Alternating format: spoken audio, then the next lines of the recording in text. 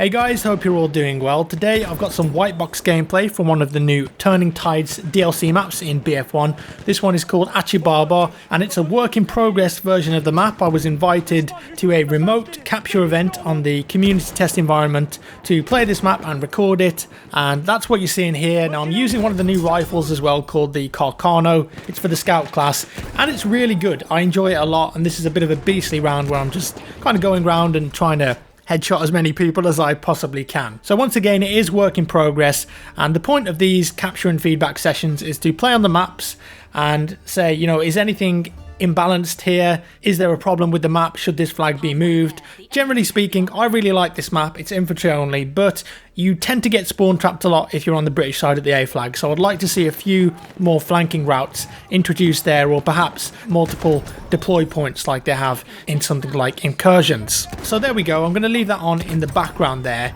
The main topic of today's video is specializations, because as well as letting us play on these new maps, DICE and EA also provided us with a document that shows what new specializations and perks are going to be in the game. And again, this is work in progress and they want some feedback on it, so that's what I'm going to give them. And I thought instead of writing an email, I would just do a live commentary and talk about it in a video and get it out there, because I think a couple of these specializations are very anti-Battlefield and I don't necessarily know if it's the right direction for the franchise. I may be completely off the mark with this, and 99% of people might disagree with me, but I think there'll be a few people out there who feel the same way about these kind of specializations as I do. And I disagree with them being in a Battlefield game, so I'm going to give a bit of feedback now and we're going to talk about it. All of these perks were unlocked as well when we were playing, so you'll actually see a couple of them in action here in the footage. In total, there are 12 new specializations and perks for different classes. There's a couple for pilots and tanks, and I think they're fine,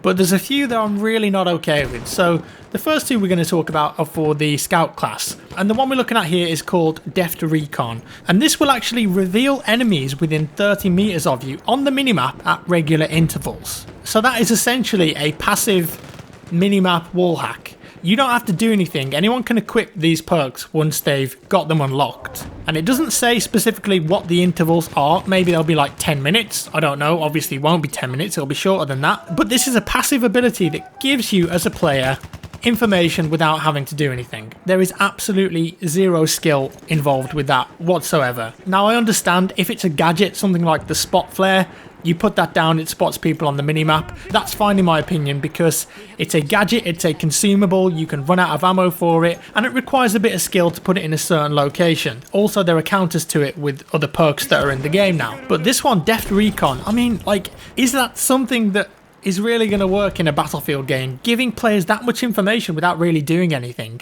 And looking at the next one, it's called Ripple. It's a similar thing, and the description for this is that single action rifle headshots reveal enemies within 10 meters of your target. So if you headshot someone with a bolt action rifle or a single action rifle and kill them, anyone that's within 10 meters is going to be revealed. And when I was playing the game, this is actually a full red outline reveal. You might see it a few times in the footage. And the problem with this one is that it punishes players who don't make a mistake, right? So let's make an example here. I'm playing some BF1, I'm holding a line, whatever. There's a guy next to me, he gets sniped, he gets his head blown off. I stay quiet, I don't make a sound, I haven't fired a bullet, I haven't been spotted by anyone, I haven't made a mistake, I'm just playing my game, and because the guy next to me peeks his head out and gets shot, I'm then revealed, I'm then spotted, I'm then on the minimap, whatever it is. So that is punishing a player for not making a mistake. It's bad in my opinion, it doesn't work. You shouldn't be penalised for other players in your squad or team's deaths. And regardless of these two things, there are so many gadgets and ways in the game that you can appear on the minimap. Do we really need any more? I mean, the minimap gives you so much information already. You don't want to fall into a similar situation that you had in BF3 and BF4, where 80% of the time you're just staring at the minimap, you're not actually looking at the game and using your eyes and ears and thinking about what you're doing rather than just looking at this minimap wall hack thing that's in the bottom left hand corner there. It's just a crutch, and these specializations are adding more strength to those crutches, and it really waters down the game in my opinion. There's a couple of others in here as well that really diminish team play. So there's one here called Mobile Arsenal, and this is for the support class, and the description of this is it passively resupplies yourself and allies within 7 meters while the ammo crate is equipped. So now you don't even need to put the ammo crate down on the floor to resupply yourself and teammates. Also, there's one for the medic here called Medic's Aura. Passively heal yourself and allies within 7 meters while the medical crate is equipped. So again, you don't even need to put the medic crate down for it to work. You can just be near people and they'll get healed. And as I said, I think that diminishes team play. It really does. Instead of being a gadget or a thing that you have to actually think about where you're going to put it. Am I going to put it at this choke point? Am I going to fall back a bit so my team can fall back and then heal? No, you just have to be near people now. It just feels like it's dumbing the game down a lot. Does BF1 really need that kind of thing? Shouldn't it be focused more on players using active abilities and thinking about what they're doing with them and putting them down and making the game a bit more tactical?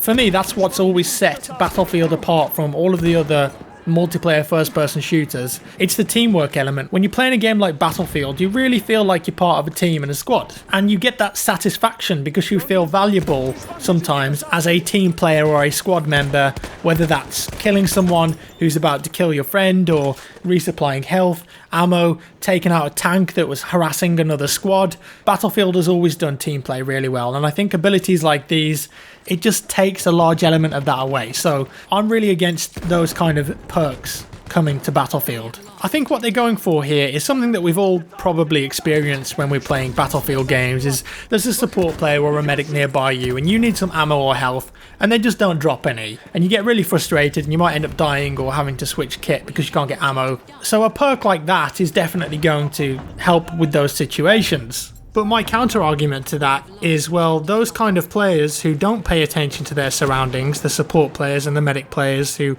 aren't looking around them and actively dropping health and ammo, probably aren't the kind of players that will be bothered to complete these specializations and equip them. I'm making a big assumption there and generalizing, but in my head, I don't really see those kind of players actually going out their way to do this and equip those perks. And if you have a system like that in the game where medics and support players don't actually need to do anything to heal or resupply people, you're going to get people saying, well, why don't you just introduce the system they had in Hardline where I could just run up to someone and press E to get health and ammo. Those two new perks in particular from this document, just a bit too passive for me. Ammo and health are really two big key elements of the game, and just giving them away like that, it's dumbing the game down a bit too much, in my opinion. I'll quickly go over some of the other perks as well here, because I think some of them are actually pretty good.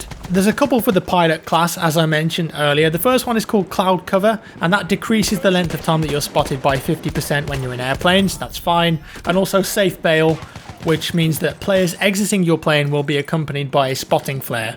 The tank ones are as follows. Critical Cover automatically deploys smoke when your tank is disabled. That's okay. I mean, that is a passive ability, but that isn't going to really happen that often. And then this one, Convoy. Self-repairing in a tank also repairs nearby vehicles. Doesn't specify the amount that it repairs nearby vehicles, but I can see a situation there where you'll have tanks bunching up together and kind of chain healing off each other. So there may be some balance problems with that one. The assault class ones, they're not bad either. There's one called Pilferer, and that means that if you get a melee kill on someone, it's going to drop a helpful item relating to their kit. So I'm guessing if you melee kill a medic, they're going to drop a med pack, or a support player an ammo pack. I don't know what's going to happen for Scout. Maybe that will just drop a spotting flare on the floor or something. I don't know. And realistically, you're only going to melee like 1 or 2 people in a life, so that's not going to be much of a big deal. And with this one, there's a skill element to it too. It's quite difficult to melee someone. If you can pull it off and survive, then fair play to you. Assault also gets armor transfer, and that replaces nearby allies' explosive damage resistance with yours if higher. So I'm guessing that means if you've got flak, it's going to pass that flak perk on to people near you who don't have it. So it's going to give them a bit more explosive resistance. And the medic gets another one called Reciprocity, and the description of that is healing an ally heals you for 2.5 HP up to 5 times per second. So if you're throwing health packs at people, it's going to actually heal you as well, a certain amount if you need it.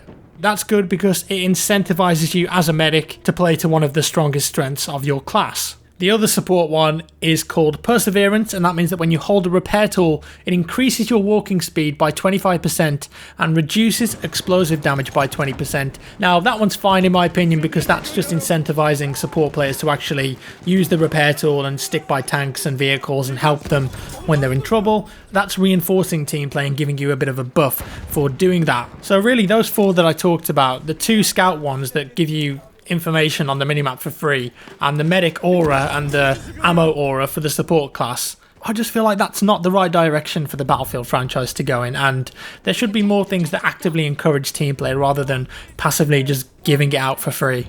I mean, the scout ones in particular. Scouts are already a really strong class in the game because sniper rifles are just so easy to use. And it doesn't just impact the scout player either. If they get a headshot on someone and you've got teammates pushing up, that person that's been spotted because their friend died is now going to be on the minimap or spotted for your teammates that are nearby. And that means that instead of just a scout looking at them and finding out their position, they're going to have a whole squad of other players who know their position even though they haven't made a single mistake. Now, there are some good things to say about this document that they sent me with all the perks and specializations in, and that's how to unlock them. I think the specializations that they had for the In the Name of the Tsar DLC, some of the unlock requirements were just ridiculous when you got to the second tier of perks, and they were just so specific, and you really had to try and go out of your way and play the game differently and not focus on the objective at all to unlock these, in my opinion. But the requirements to unlock them now are a lot better, I think, and a lot more attainable for more people. I'd love to see these statistics on how many people have actually managed to unlock all 17 perks that are in the game at the moment, because I don't think it would actually be that many. I think most people would look at the requirements and just go, that's ridiculous, that's going to take me ages, I'm not even going to bother doing that. So with these new ones, it looks like they've taken a bit of that feedback on board and made them a lot more reasonable, and it's more about doing damage or scoring points through teamwork or assists rather than specific things like kill 3 elite classes with K bullets, which was just ridiculous in my opinion. There are a couple in here that I think are bad, like the first one for example, but this one's okay because it's in the 5 out of 6 category, so you don't have to do this one. Have 50 decoys destroyed. That's going to take ages. People don't really shoot at decoys, and realistically that one is just based on luck and time, and that one's just going to end up frustrating because there's a very little amount of skill involved with that one. Something like that, you're just going to get people cheating it and doing it with their friends in a server. That's not what you want really, is it? The other one that I thought was a bit too specific and questionable was the one here called Friendly Skies, and that gives you the safe bell where players exiting your plane will be accompanied by a spotting flare. So this one is a 5 out of 6, but there's 2 in here that I think are a bit too specific and very hard to get. One of them is going to really disrupt gameplay. Perform 5 road kills using airplanes. Yeah, that's funny and a bit of a challenge, but you don't want a situation where all the people are just jumping in planes who don't usually use them and just trying to road kill people on the ground. Also in that one is destroy 25 boats using bombers. That's going to be really, really hard. I haven't seen the other 2 Turning Tides maps yet, but I don't know if they're going to have more boats on them or bigger boats that are easier targets. But if you think about the boats that are in the game at the moment, they're very small targets and bombers are actually quite difficult to use. So you've got 2 in that specialization. One of them massively disrupts the gameplay and one of them is really tough. So that particular one I think is going to be quite rare to unlock if they keep those requirements the same. But overall I think it's a step in the right direction for unlocking these specializations. They're a lot more obtainable now and a lot more focused on team play, which is where they really should have been to begin with. I think the less specificity that they have, the better. So that's about all for today, guys. I don't want to ramble on forever because I could talk about this stuff all day, but do let me know your thoughts down in the comments below. Do you agree with me on this one, or am I wrong here? And you know, is this just the way that the game is going now? Is it just changing and becoming something a bit different? I don't know. I just think that giving people perks that punish players who don't make mistakes and put them on the minimap, or giving you a perk that essentially gives you an active radar that scans people 30 meters away from you, is really bad for the game, and it just ends up with people getting frustrated and feeling like they've been cheated. So there we have it. If you enjoyed the video, guys, give me a thumbs up. If you didn't, a thumbs down. Subscribe for more, and I'll see you in the next one.